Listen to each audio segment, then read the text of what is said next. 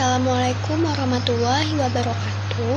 Perkenalkan, nama saya Olga Sofia. Saya dari Prodi Administrasi Publik.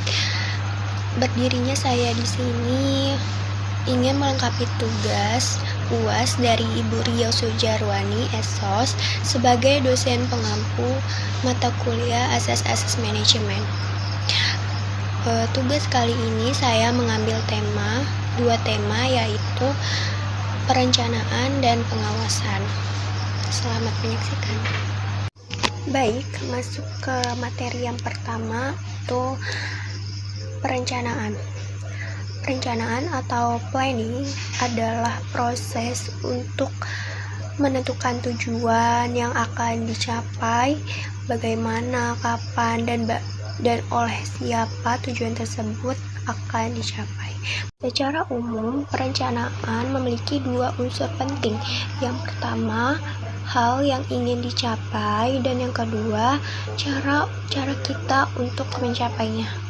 Oke, selanjutnya masuk yang kedua, yaitu unsur-unsur perencanaan. Yang pertama itu ada rasional. Rasional adalah perencanaan yang dibuat dengan pemikiran yang rasional, bukan hayalan, dan dapat dilaksanakan. Yang kedua, ada estimasi. Perencanaan yang dibuat berdasarkan analisis, fakta, dan perkiraan yang mendekati untuk pelaksanaan yang akan segera dikerjakan. Yang ketiga, ada preparasi. Perencanaan yang dibuat sebagai persiapan, pedoman, atau patokan tindakan yang akan dilakukan. Yang keempat adalah operasional. Perencanaan yang dibuat untuk dilaksanakan untuk keperluan tindakan-tindakan kemudian dan bukan yang telah lalu. Baik, kita masuk yang ketiga, yaitu fungsi perencanaan. Fungsi perencanaan ini ada 7. Yang pertama itu ada interpretasi. Interpretasi adalah untuk merencanakan langkah-langkah dalam merencanakan interpretasi wisata alam terpadu dan mandiri pada suatu lokasi. Interpretasi adalah proses pemberian pendapat, kesan, gagasan, serta pandangan secara teoritis pada sebuah objek tertentu. Interpretasi dapat dilakukan di berbagai aspek seperti wisata, finansial, atau bisnis. Oke, lanjut yang kedua, ada forecasting. Dapat memperhitungkan keadaan dan situasi di masa yang akan datang. Nah, yang ketiga ada koordinasi sebagai alat koordinasi seluruh kegiatan manajemen. Baik, yang keempat, ekonomis mengandung prinsip ekonomis atau hemat agar kegiatan manajemen bersifat efisien. Yang kelima ada pedoman. Menjadi pedoman, patokan, atau pegangan terjadinya pelaksanaan kegiatan perencanaan. Oke, yang keenam ada kepastian, menetapkan di muka hal-hal yang akan dikerjakan kemudian secara pasti, tidak coba-coba. Yang terakhir ada preventive control, alat pengontrol dan penilaian agar terhindar dari penyelewengan atau pemborosan. Oke, lanjut kita yang keempat, itu ada prinsip perencanaan. Yang pertama itu contributor memiliki prinsip untuk membantu tercapainya tujuan manajemen. Yang kedua ada primary activity, mempunyai prinsip kegiatan pertama dari seluruh kegiatan manajemen. Yang ketiga ada pervasivitas, memiliki prinsip mencakupi seluruh kegiatan manajemen menyeluruh dalam setiap level.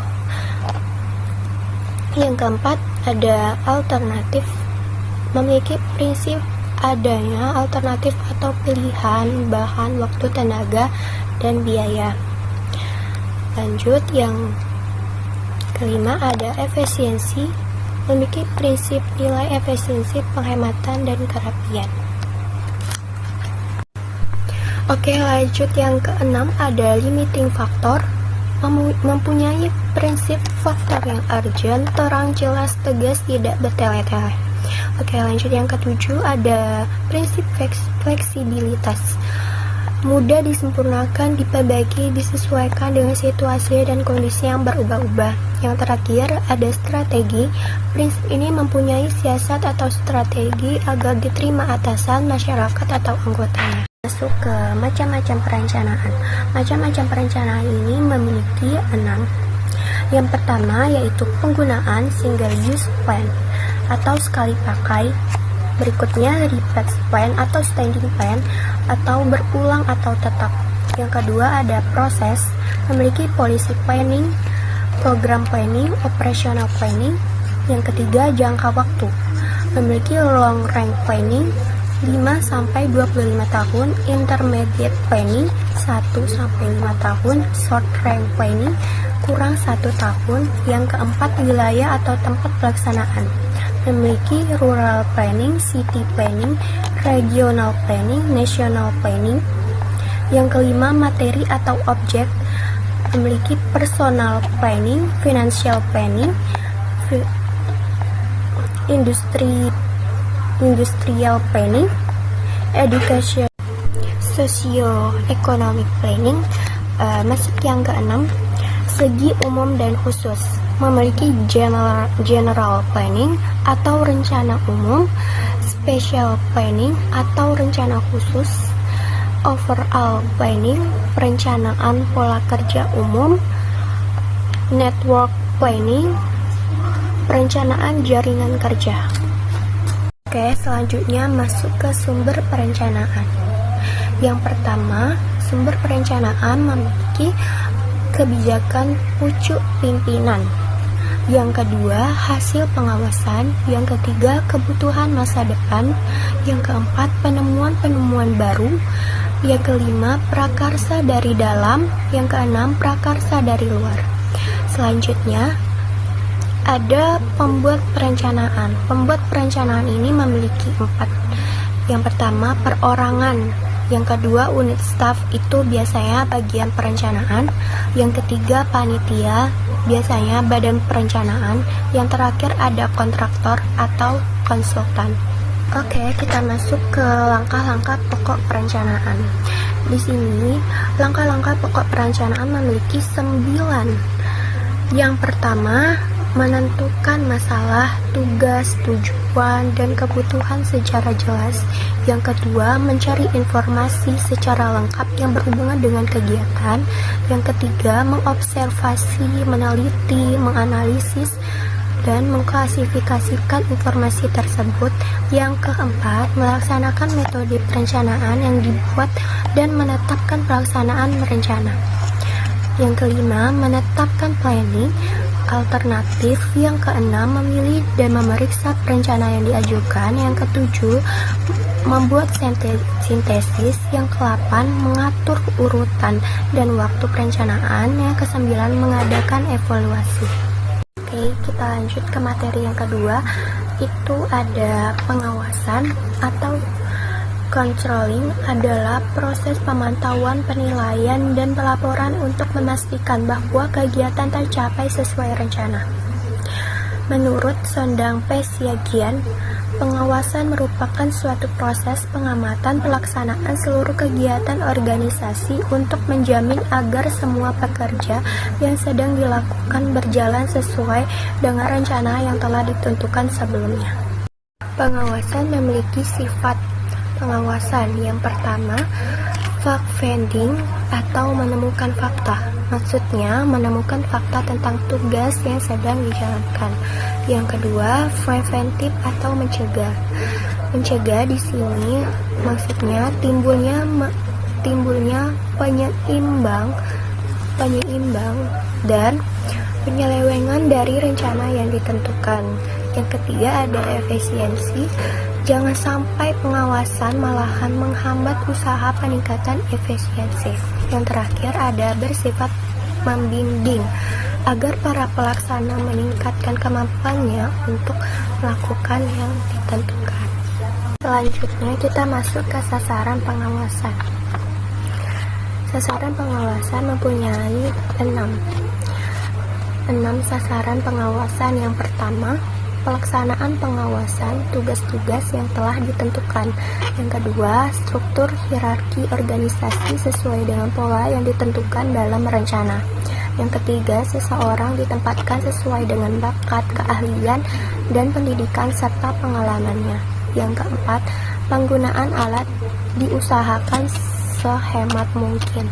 Yang kelima, tidak terdapat penyimpangan dan dalam penyalahgunaan kekuasaan. Yang keenam, sistem dan prosedur kerja tidak menyimpang. Selanjutnya masuk ke teknik pengawasan. Yang pertama, pengawasan langsung atau direct control. Pimpinan organisasi mengadakan sendiri pengawasan terhadap kegiatan yang sedang dijalankan. Yang kedua, ada pengawasan tidak langsung atau di indirect control. Pengawasan dari jarak jauh dilakukan melalui laporan yang disampaikan oleh para bawahan. Oke, selanjutnya kita masuk ke metode pengawasan. Yang pertama, ada metode observasi langsung. Metode observasi langsung ialah metode pengamatan langsung dari atasan. Lanjut, metode statistik. Pengamatan dilakukan melalui data yang disusun secara statistik dan grafis. Yang ketiga, ada metode laporan. Metode laporan ini adalah pengawasan yang dilakukan setelah adanya kesalahan atau kekeliruan. Selanjutnya juga kita masuk ke fungsi pengawasan. Fungsi pengawasan ini ada 6. Yang pertama, mencegah penyimpangan. Yang kedua, memperbaiki kesalahan atau kelemahan. Yang ketiga, menindak penyalahgunaan atau penyelewengan. Yang keempat, mendinamisasi organisasi dan kegiatan manajemen. Yang kelima, mempertebal rasa tanggung jawab. Yang keenam, mendidik pegawai atau pelaksana. Oke, lanjut. Yang terakhir, ada proses pengawasan. Proses pengawasan ini terdiri dari 4 proses. Yang pertama, menetapkan dasar atau standar pengawasan. Yang kedua, meneliti, memeriksa, dan menilai hasil yang dapat dicapai. Yang ketiga, membandingkan hasil pelaksanaan dengan standar. Yang terakhir, memperbaiki penyimpangan, kesalahan, dan kelemahan dengan tidak koreksi.